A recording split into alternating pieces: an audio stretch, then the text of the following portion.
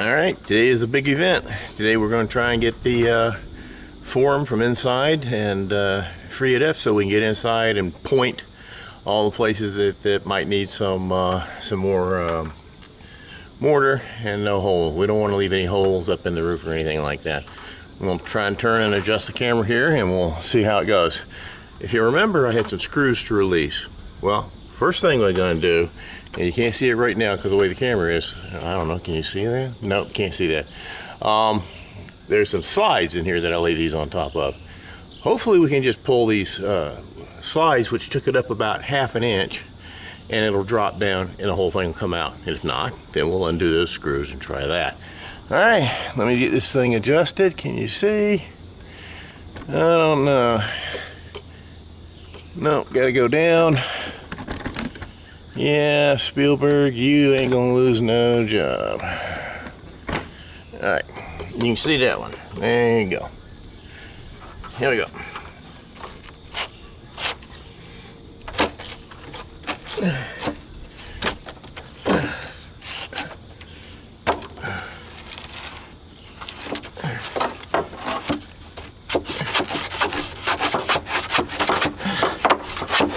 There we go. It's coming.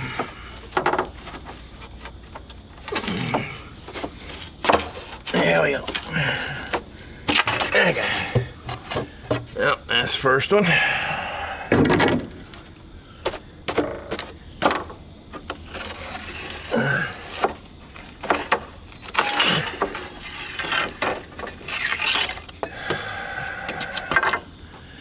I tell you, this camera can only go zoom up so far close. And we'll see how she's working. Now will it drop?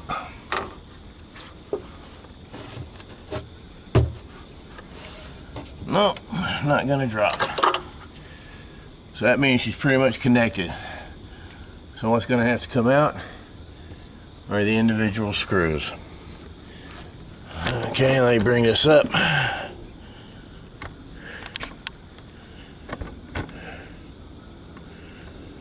Yeah, what's going to have to come out are the individual screws. Remove this, do the same thing on the other side, and then see if I can squeeze it together and pull it out. All right, let me go get my screwdriver.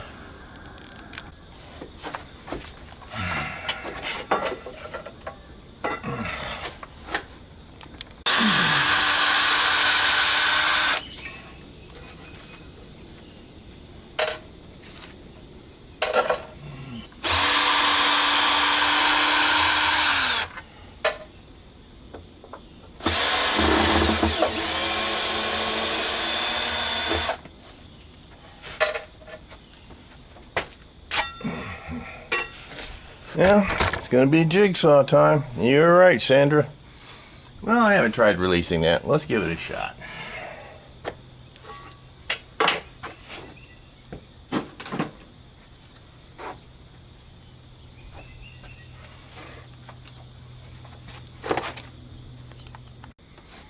All right, we've gone in front, taken both of these things out. We've gone in the back, taking those out as well. Do a little banging.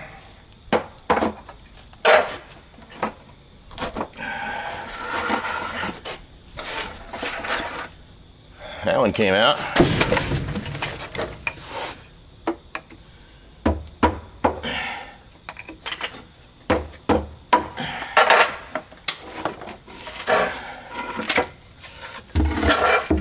That one came out.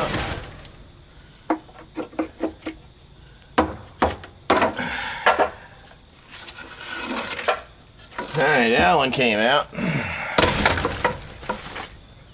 Yeah, but it looks like we're still stuck, doesn't it? Looks like we're still stuck to her.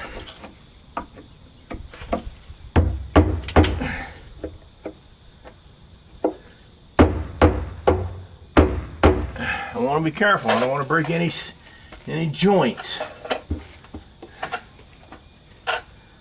I think one of the lessons that we learned here was don't use anything that's porous. Remember how I used that paper?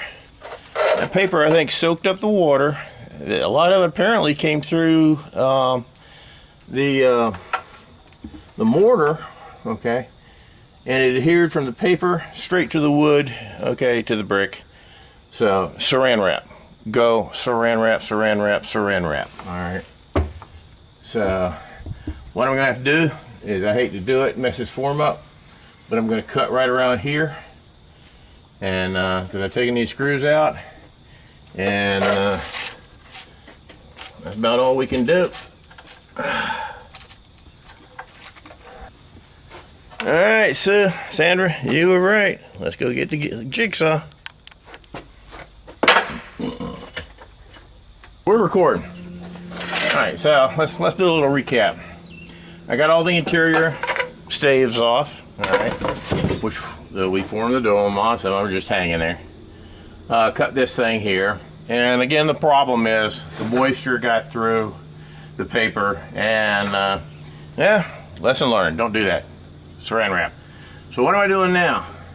I'm using an old engineering method here, where you basically tie off on either side, and then you start to take up tension and bring the edges in. I don't know if you can see over here with the angle, but this is starting to come away on the left hand side. So just keep working it. Putting those screws in the side, I actually ended up pulling this away from the nails that was holding it on, which is a good thing actually, because that allows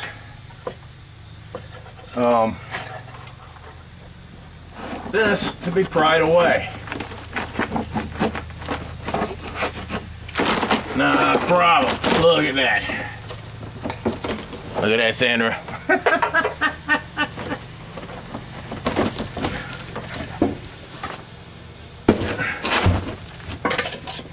All right, I'm gonna go down the other end and see what happened.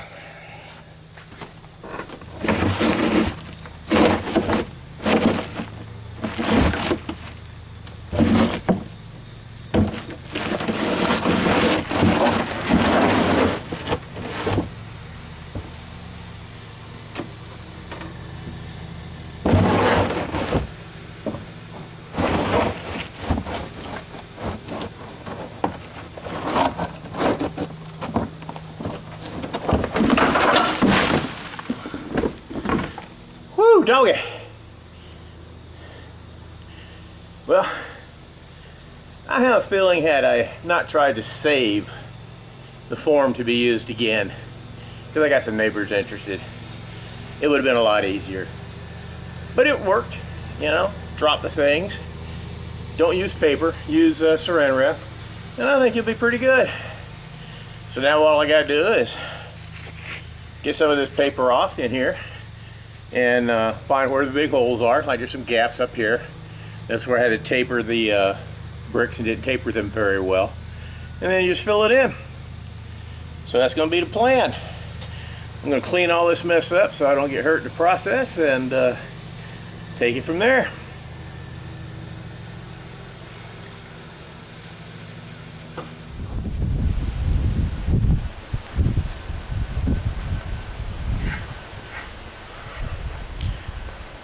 Okay, it's a beautiful day, absolutely gorgeous and cool. Oh, it's so nice out here. But the downside means it's going to get cooler and cooler and cooler, which means winter. So we got to get moving on this. Still working on the dome. Today what we're going to do is hopefully two things. One, fill in the back after we have pointed the inside. Pointing, for the rest of you novices like I had to learn, when you put the bricks together and you build that dome, then you're going to have some voids, a place where the actual mortar mix didn't go. Can't leave them that way. You need to fill them in. So we'll get in there and clean it in. Now you'll notice I'll have a piece of paper laying down. Let me tell you, when you're dealing with mortar, especially inside your oven on your bricks, any of it falls, get it up fast, because once it hardens, you've got a mess. You'll always have a stain or something going on. All right, so let me take the camera off, go up and show you what I've done, okay?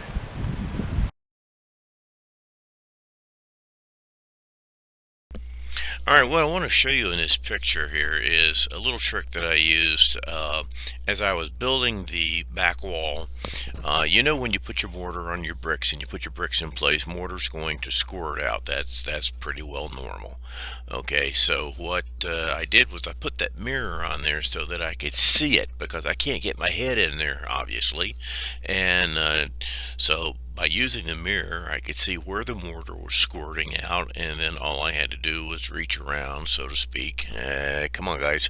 I did a little reach around there and clean the mortar up, and it worked really well. I was happy with how it turned out. So if that's a trick you might want to try, put a mirror at one end, make sure you angle it right so you can see what's going on, and it helps you fill the voids and get the messy mortar up. Worked for me. Hope it works for you.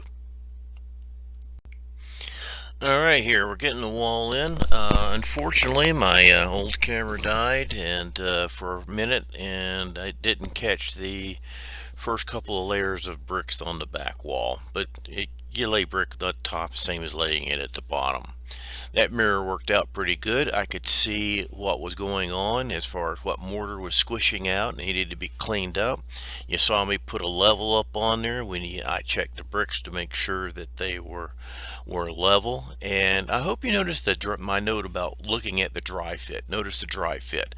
The advantage to doing a dry fit is you get your angles cut as best as possible. So that you don't have to do it while your mortar is drying out. Now you can always add a little bit more water to your mortar, but yeah, I don't know if that's a good idea or not. And you can see that mortar squishing out, which is what the mirror was used to help me find it. And the paper that that last wad just landed on, helps keep it clean. It doesn't. My cook floor was fine. There was no problems whatsoever. It all landed on the butcher paper. Um, it it was pretty good. The mirror was a great idea as far as I was concerned. It showed me the void, and I had very few voids to do after I was done. So cut your bricks ahead of time. Make sure that you've got your mortar mix ready to go, and as it squeezes out, try to clean it up as much as possible. One thing I would highly recommend, I put the wall on the inside. Next time it's going to go on the outside. If I help a neighbor build one of these things, I will not put the wall on the inside. It doesn't help with anything structurally, to the best of my knowledge. So not going to do it on the inside. Here you see where it's all finished. Okay, it's cleaned up, and there's a little bit of paper left on the sides there. No big deal. What I will do is burn that off. It's peeled off as well as possible. We're done as far as the inside, the pointing, and the cook floor. Hey, well, we're coming to the end of video 7. That's video 7. We've got the dome up. We've got the back of the dome sealed off.